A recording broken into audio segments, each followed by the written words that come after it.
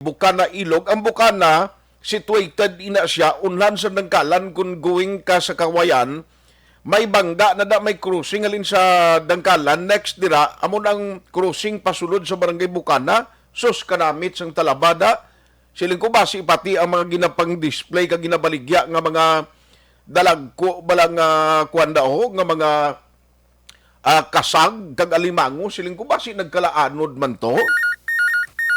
Online sa hotline. Pag-intindi ko, may mga porsyon pa nga nadalom gyapon ng tubig. And joining us this morning is the punong barangay o Barangay Bukana, Ilog, Negros Occidental. We have Barangay Kapitan Marlo Rastica.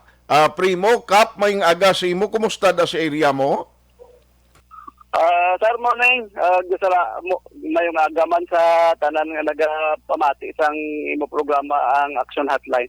Salamat gid Kap no. Sir, ma-check lang ko ay bag-ulang pagsugilanon naton siling mo nagatiyog nagalibot kapada sa lugar subong.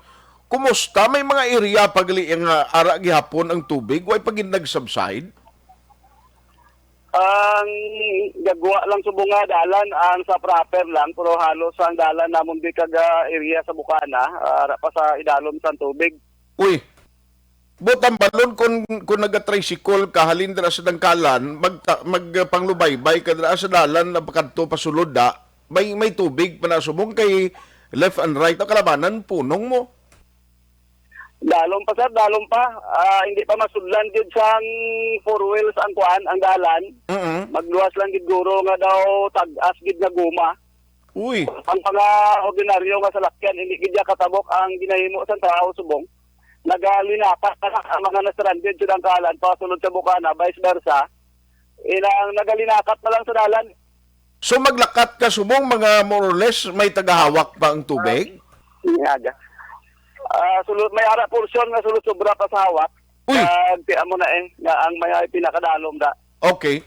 Pero sir, ang epekto sang sining Bagyo Odette, no, mayo lang way man sa nagkalawasak nga mga balay da, kag sadtong tiyempo nga grabe gid ang bulyada niya, no, pertik basko gid hangin sa lugar ta da.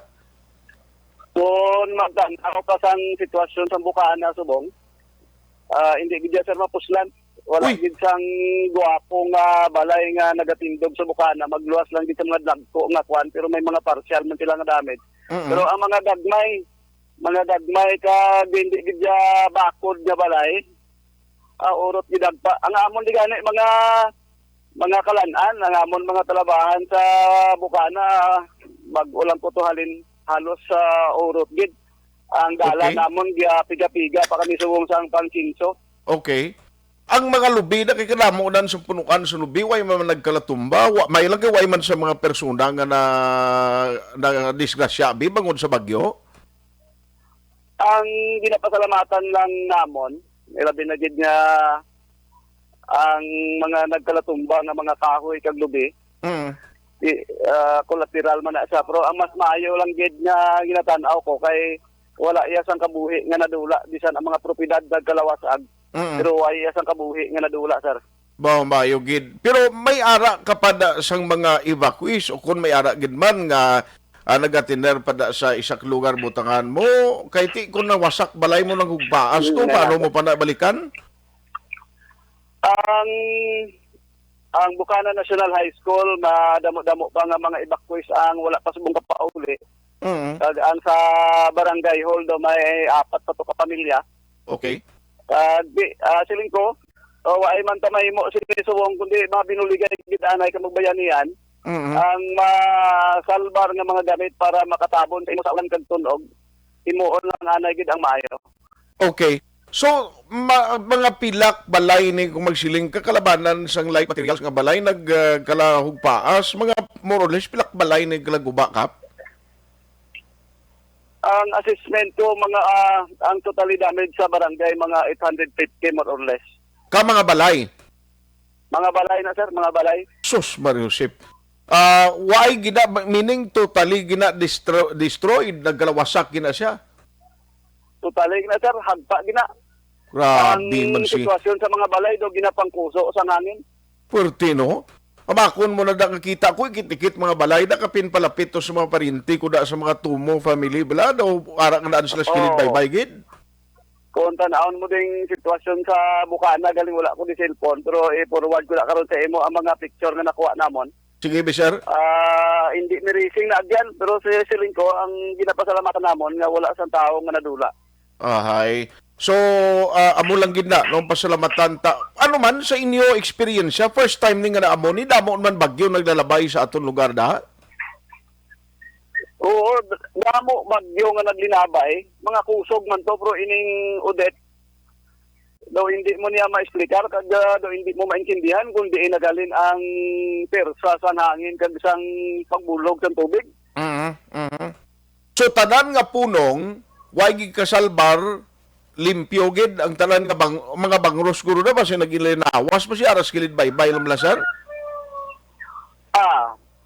Magsiling ka nga punong di sir, kung tanaon mo di subong ang Bukana o wala na ni di punong, daw puraw na lang ni tanan laod.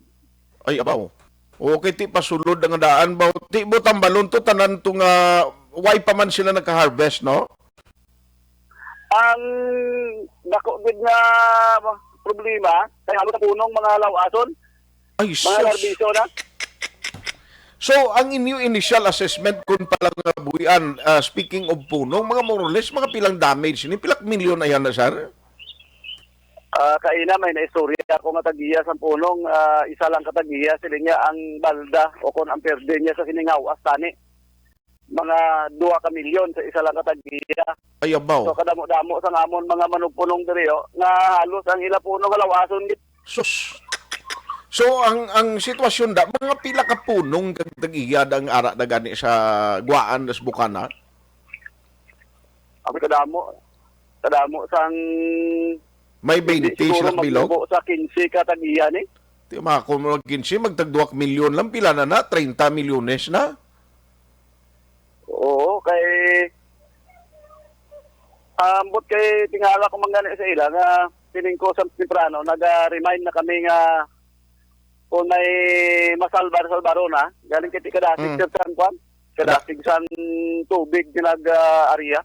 Gani, no, why kita ga-expect nga mo ng bulyada, mas dalani nga ba? Kay diri sa amon, grabing waswas ang hangin sa Bacolod, pero why nagtupa ang madamol nga ulan? Namo na, daw maningala gani kami di sa Obos, halos kay istoryanay kami di sa Pumuluyo. Kay ginatanaw namon nga ang Bagyo Udet daw more on hangin gid halos laban dalaya pero nga ang tubig nga nanaog di sa ilog kag sa Bukana 40 ka dagko sa volume. Sir, ano subong ang bulig? Ayun naging padala sa munisipyo. Ang pagkaon, well provided man ang mga pumuluyo, ta? Sa subong wa ipagid, ang advice ko sa ila, wala ta mahimo sini kung magulat kita sa ayuda. Maningwa gid anay nga masudlan ang aton tiyan. Sos. Ti ang barangay si Kap Marlo naman anay ang nag-provide sa ilanay. Kaya mo niyo gapangita ko di anay sang pwede ma-indulensyahan nga mga dagko nga mga tiyanggi di. Gani. Ti basing in pay na ba si kung maka-provide man sila da? Sige salamat ni. Kabay patani nga wa ilang anay sang mag balibad sa aton karon. Ahay. Sige, so kasubo gi kita ang kalubang nga area do mo amo man ni sa imo ang sitwasyon lasbong. Ang kalubang nga mo man galing kay sila to alagyan lang sa tubig. Dragit sa inyo ya. Bulubuan gid pala naugan. Gani man. Sige, so anyway, subo-subo man ni. Actually, aral na ang team ni Sigov Guro makadto man da. Dason ang iyan ni Dr. Sifard Gerard Kailian may aerial viewing sila makita gina karon, grabe nga halit. No, anyway, Kap mangayo lang ko litrato karon, salamat gi sa time halong gi kamo, pasalamat kita nga way sa gabuhi nga nagkaladula dira sa area mo. Sige sir. Salamat man. By the way, pila ka pamilya ning affected more or less nga ara nagginpatiner mo sadto sa kwan sa eskwelahan? Ano sir? Mga pila ka libo nga kapamilya? So, hindi gid man nakalambot linibo kay iban wala man magalin pero ang mga dito gid sa mga layo nga parte sa barangay mga sulusobra gid man guro 300 ka bilog. Grabe. Sige. Kap, halong dira and keep us posted. Mangayo lang karon mga litrato mo. Salamat gid sa time, ha? Sige sir. May nga ga. Salamat gid. Salamat. Salamat sir ngayon. Ang kapitan